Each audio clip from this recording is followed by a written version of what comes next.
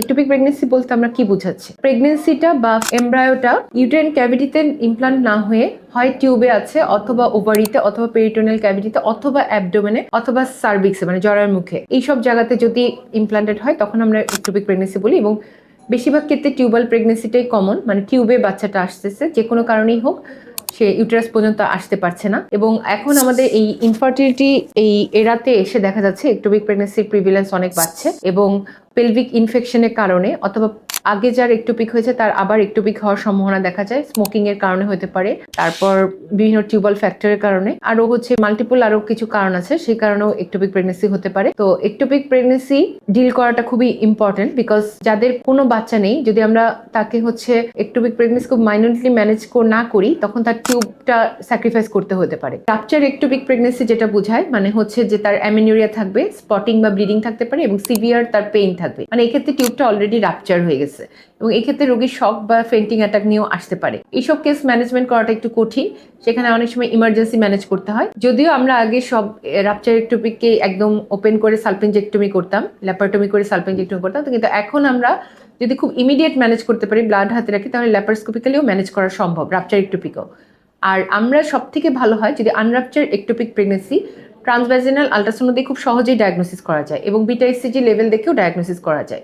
তো আনরাপচার ectopic pregnancy আমরা medical management করতে পারি বা এক্সপেক্টেন্ট ম্যানেজমেন্ট করতে পারি। বিটা এসসিজি যদি খুবই কম থাকে, মানে 1000 বা 1500-র মধ্যে থাকে, আর স্যাক সাইজ যদি 4-এর কম থাকে বা 2.5 সেন্টিমিটারের মধ্যে থাকে, তাহলে আমরা বিটা এসসিজি ফলো আপ করতে পারি। কিন্তু আমরা যদি মেডিকেল ম্যানেজমেন্ট করতে চাই, তাহলে আমরা মিথোট্রেক্সেট ইনজেকশনটা আমরা আইএম দিতে পারি, এবং মিথোট্রেক্সেট ইনজেকশন দেওয়ার পর আমাদের 7 দিন 10 দিন এভাবে করে অবজার্ভ করতে হবে যেটা কমে আসছে কিনা।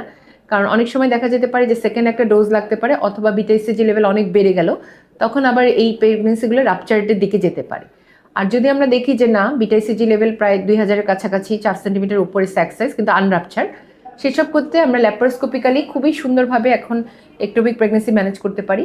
আমরা হচ্ছে জাস্ট একটোপিক টিস্যুগুলোকে সাকশন করে নিয়ে আসতে পারি, এক্ষেত্রে তারপর কটারাইজেশন করে দিলেই হয়। সেক্ষেত্রে টিউবটা খুবই সুন্দর হেলদি থাকে, আর পাশের টিউবটা আমরা দেখে আসবো, আর যদি কিছু ব্লিডিং থাকে সেটাও আমরা ম্যানেজ করে আসতে পারি। এবং ল্যাপারোস্কোপিক্যালি ম্যানেজ করলে আমরা অনেক পেশেন্টদেরকে পাই যারা হচ্ছে ইমার্জেন্সি ম্যানেজমেন্টের কারণে ঢাকার বাইরের বেশিরভাগই দেখা যায় যে সালপিনজেক্টমি করার পর সে টোটালি তার অল্প বয়সী 2 সাইডে 2বার একটোপিক হয়েও টিউব ব্লক হয়েছে, এরকম রোগীও দেখা যায়। তো আমরা যদি কোনো পেশেন্টের অ্যামিনুরিয়া থাকে বা অল্প একটু স্পটিং থাকে, আমরা টিভিএস করে খুব চেষ্টা করবো যে প্রথমেই আনরাপচার অবস্থাতেই একটোপিকগুলো ডায়াগনোসিস করে ফেলতে, তাহলে ম্যানেজমেন্ট করাটা সহজ হয়ে যায়। আরেকটা গ্রুপ অফ একটোপিক প্রেগনেন্সি আছে ক্রনিক একটোপিক প্রেগনেন্সি। এটা হচ্ছে যে তার একটা ব্লিডিং ইরেগুলার ভাবে হতে থাকে, অথবা খুব অল্প পরিমাণে পিরিয়ড হয়, একটা পেইন, হালকা ডাল ল্যাকিং পেইন থাকে। অনেক সময় এই ধরনের কেসগুলো লাম্প হিসেবেও, মানে একটা ছোটখাটো একটা সোয়েলিং মতো হিসেবেও আসতে পারে, সেগুলো ল্যাপারোস্কোপিক্যালি ম্যানেজ করা সম্ভব, টিউবের কিছুটা টিউবকেও সেভ করা সম্ভব। আর অনেক সময় ওভারিতেও একটোপিক থাকে, সেখানে আমরা ওভারিন টিস্যু যতটুকু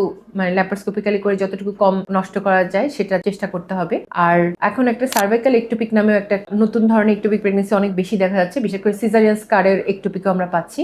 এগুলোতে অনেক ব্লিডিং হয়, সেক্ষেত্রে আমরা যদি হিস্টোস্কোপিক্যালি ম্যানেজ করি, অথবা মিথোট্রেক্সেট বা মেডিকেল ম্যানেজমেন্ট করে যদি তারপর আমরা কোনো ধরনের ম্যানুভারে যাই, তখন রোগীকে ব্লিডিংটাও কম হয়। স্পেশালি সিজারিয়ান স্কার একটোপিক যে প্রেগনেন্সিগুলোতে, সেগুলোতে যদি আমরা আগে মিথোট্রেক্সেট দিয়ে নেই, তারপর কিছুটা মেডিকেল ম্যানেজমেন্ট করে যদি আমরা ম্যানুভারে যাই, তখন ব্লিডিংটাও কন্ট্রোল থাকে। একটোপিক ম্যানেজমেন্ট আমাদের খুব ক্রুশিয়ালি করতে হবে, যাতে পেশেন্টের দুটো টিউবই কোনোভাবে নষ্ট না হয়, অথবা একটা টিউব যেটাতে একটোপিক আছে সেই টিউবটাকে সেভ করা যায়।